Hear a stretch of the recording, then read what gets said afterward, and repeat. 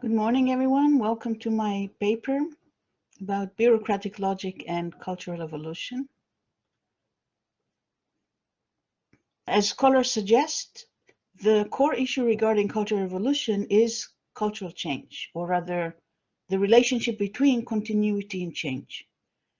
The discussion has developed into focusing on the relationship between institutions and cultural change, cultural institutions and cultural change. I will theorize where inventions come from and why institutions inhibit inventions. I will do this on the basis of cultural cognitive theories and not on the basis of anthropology, sociology with regard to culture, to the cultural aspect, or cognitive psychology with regard to the cognitive aspect, as has been done earlier. The point is that even though institutions disseminate inventions, they are not the origin of inventions. This has been a point of difficulty in many studies, and I will theorize it in a way which gives an elegant description of the process. I think it's elegant. I'll be using the decoupling theory of Van Heusden, Merlin Donald's stages of the evolution of human cognition, and Handelman's concept of bureaucratic logic. I will also present I will present very shortly a test case about the Rechabites. Kosmides and Tooby say in their article The Enigma of Intelligence from 1991 that humans are endowed with improvisational intelligence, but that they are also endowed with a larger set of dedicated problem solving programs, and that these systems are so specialized that they cannot, by their nature, display improvisational intelligence. In short, what they say is that the problem solving systems are so specialized that they disturb the improvisation, the ability to create new things. This means that there is an obstacle that stops human cognition from being improvisational, as the cognitive tends to function within restricted domain. Messoudi and Leyland bring to the fore the question of cultural change in their work, and the difficulty to theorize it, to theorize change. They formulate the two processes of cultural change: refinement of existing products, or the second, combining existing products in a new way. For this, one has to overcome the functional fixedness, the automatic assignment of a certain function to a cultural product. This automatization blinds one to see other ways of using it. Messoudi himself, in his book, talks about various ways these combinations may occur. He talks about migration as the opportunity of combination, individual biases as possible locus of refinement, and he brings in the option of randomality parallel to randomality in biological evolution. Joseph Henrich's statement in his article on innovation enhancing institutions, not his new book, but this article. So his statements are backed by rigorous statistics, as he does. He makes the distinction between inventions, which are basically what we saw earlier: recombination, random, etc., luck, as he calls it, which are diffused. These inventions are diffused through social connections. This is on the one hand. And on the other hand, he talks about innovations, which are these changes that have a social and cultural impact, which are distributed by established institutions, that is, top down, if you want to call it this way. Henrich studies and theorizes connectivity and points to its crucial role in disseminating inventions, and in the modern world, also innovations. Regina Fabri rightly draws the attention to cognitive innovations. These are as important as technological ones in increasing both intergenerational and intragenerational cumulative cultural evolution. She talks about scaffolded learning as the tool for disseminating cognitive innovations. I'm building on all these insights, on all these conclusions and concepts that these scholars have developed. I agree that people's cognition is improvisational. Institutes disseminate innovations as well as cognitive inventions. And I agree that inventions are essentially refining or recombining earlier knowledge. However, I have a difficulty with some of the statements in the various arguments. Cosmides and Tooby make the distinction between improvisational intelligence, which is inventive, and problem-solving intelligence, which is a set of dedicated programs. I doubt whether the distinction between problem-solving and improvisation is justified. They don't give a cultural cognitive explanation of what problem-solving is, but problem-solving is improvisational if the problem is really a problem and not an exercise in grammar school.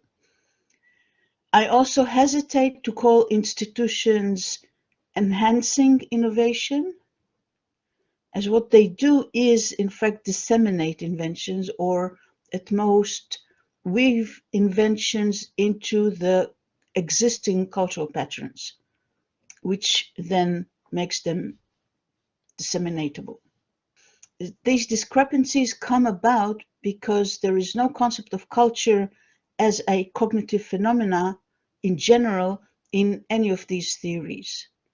There are concepts that refer to individual cognition, a whole field of knowledge actually, cognitive psychology, talking about problem solving, scope, syntax, etc., everything that Cosmides and Tooby are talking about.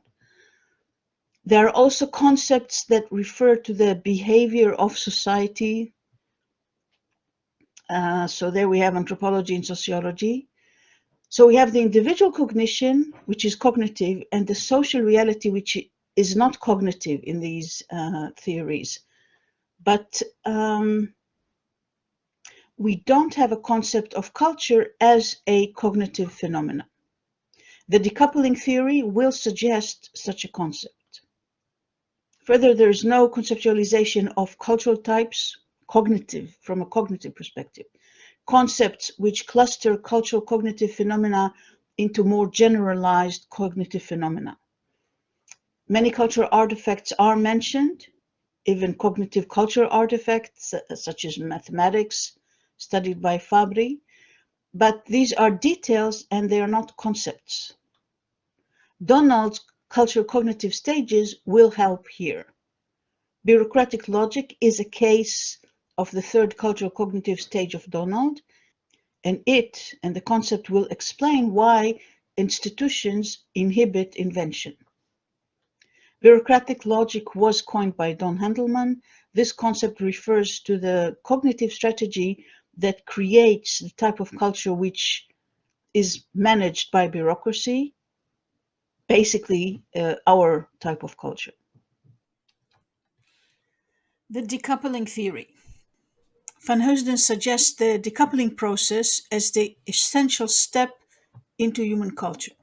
Decoupling refers to the ability of human cognition to differentiate the memory from the input, be it sensory or interoceptive input.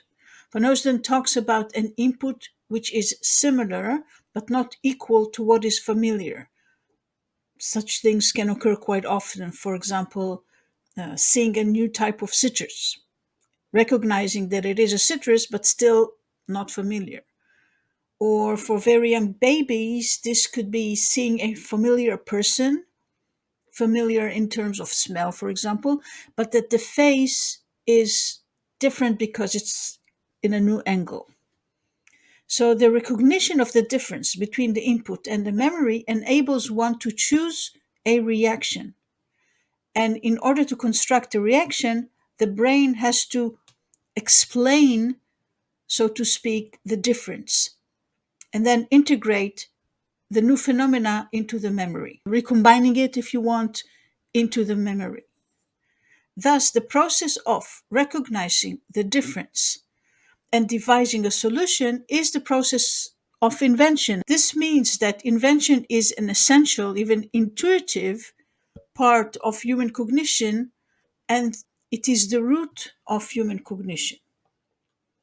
This stop between the input and the reaction enables not only to choose a reaction, which is perhaps the initial adaptive advantage of this option, this possibility, but also, since it enables independent access to memory, to invoke a memory, and it enables it to perform an intentional self-motivated action as a result of this imagination. For example, I can voluntarily imagine a dog, and then I can react to this imaginary dog by, let's say, barking, or let's say saying the word dog.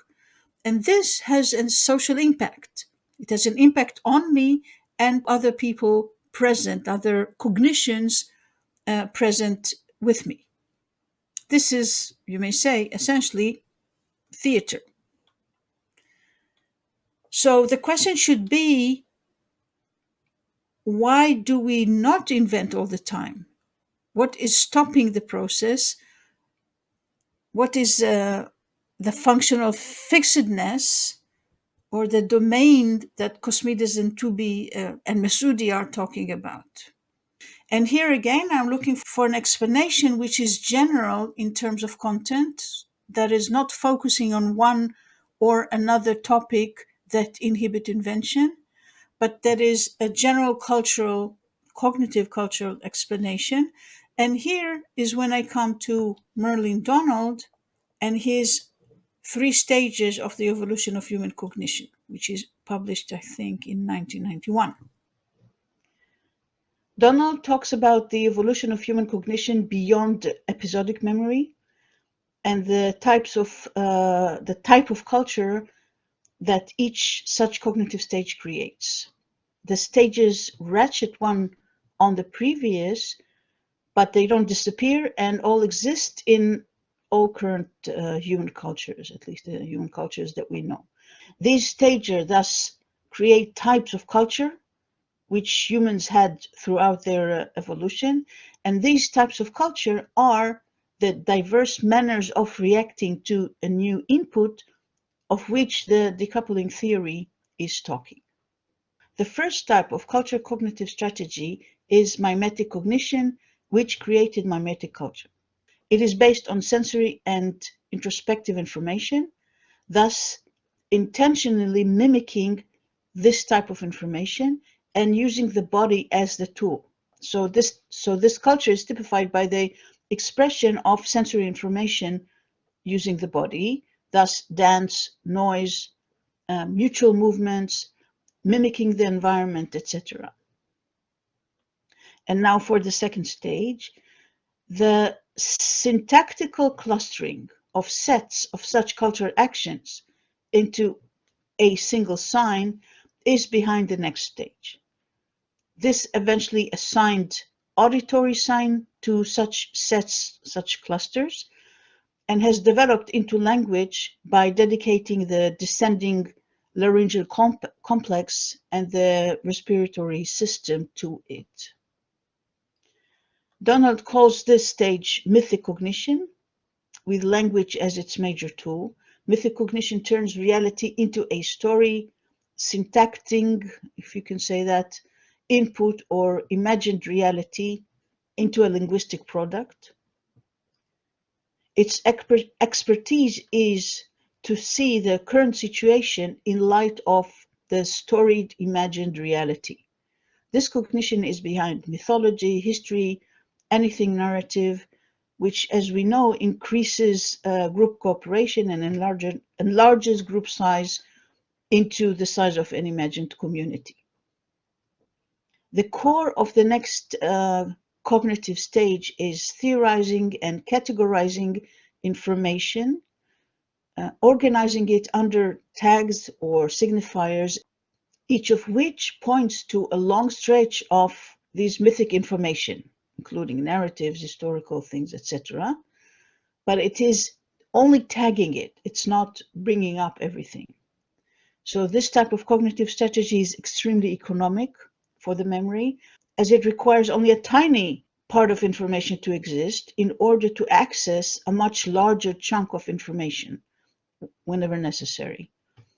The skill developed by the theoretic cognition is therefore the externalization of the large scale of the long stretches of memory, such as writing, putting it out there, presenting information in diagrams or in schemes. So all of these is tagging larger chunks of information. Both mimetic and mythic cultures externalize memory by intentionally creating sensory or linguistic products, respectively, to be perceived by others. But in theoretic cultures, the externalized memory does not require a recipient anymore, and the information is stable, unchangeable. Information is out there, and it does not depend on a person. This means that human knowledge only needs new tags of categories and classification, and so no longer needs longer sequences of narratives. In this type of cognition, the interpersonal connection also becomes irrelevant, since the knowledge can be acquired without any other person being around. So this type of cognition is the one to create bureaucratic social institutions, the logic of which is described by Handelman. Handelman talks about bureaucracy from an anthropological theoretical point of view. Bureaucratic thinking, says Handelman, has to do with linear classification with two intersecting axes, vertical and horizontal. The vertical axis is of levels of classification in a hierarchy, in which each higher level subsumes the lower, includes all the lower one, and is itself subsumed by the level above. The horizontal axis is composed of any number of categories, each of which contrasts with and excludes all others on the same level. The classification insists that a given item be placed in one and only one of the categories on a given level of classification, and therefore that it be excluded from all the rest of the classification on the level. Bureaucratic logic is not a democratic dynamic, it's not egalitarian one, since, as Handelman says, to categorize require boundaries that inform whether something belongs or not. Bureaucratic systems are organized as self-correcting, with the emphasis on self as opposed to external input, or as it is sometimes called, self-improving. This makes the bureaucratic system or the bureaucratic entity detached from actuality and self-organizing. This makes it also a total institution. It is therefore extremely difficult for such a system to change, as anything new is meaningless to it, since there is no category for it. And there is little chance for such a system, once crystallized, to undo itself in order to change into a different system, for example.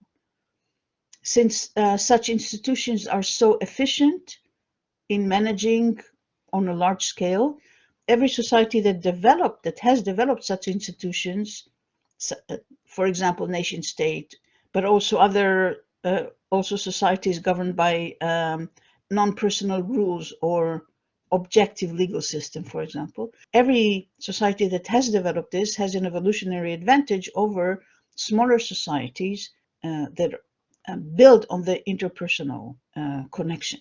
But then the possibility to change is reduced. The categorization of rabbinic literature, which is our most important source about rabbinic culture of late antiquity, is chronological. starting with the Tanaitic for the first period until around 200 CE, Amoraic for the classical period until around 500 CE, and post-Amoraic for the later until the 8th century. Then there is the distinction between halachic and Aggadic literature, which for our purpose, the Aggadic, without elaborating, the Aggadic expresses more of the mythic cognition as it follows biblical narratives, and the halachic categorizes reality according to halachic topics, discussing what is right and what is wrong, etc., thus representing more the theoretic cognition, even bureaucratic logic at times. All of this comes in a Palestinian versus a Babylonian version.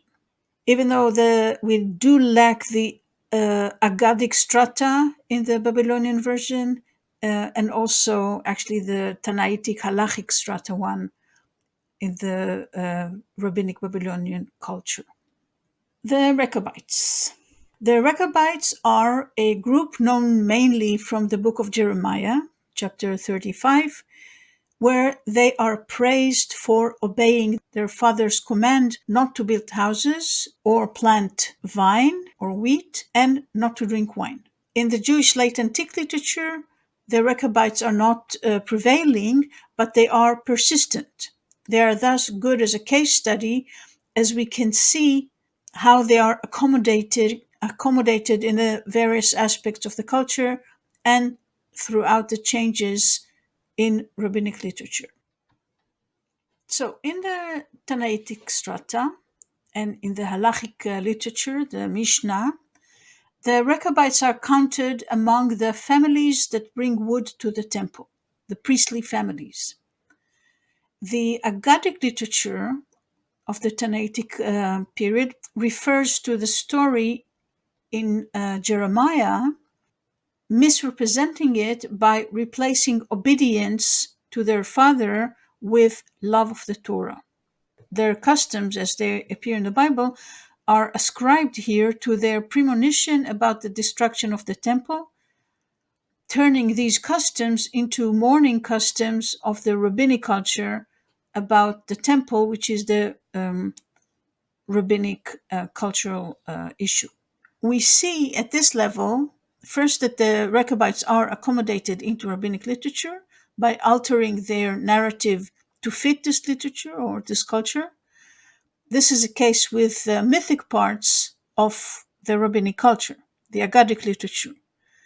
The halachic aspect of the culture, the Mishnah, which is the theoretic aspect, cares less about the narrative, and as long as the Rechabites fit the category of a priestly family, they are accommodated.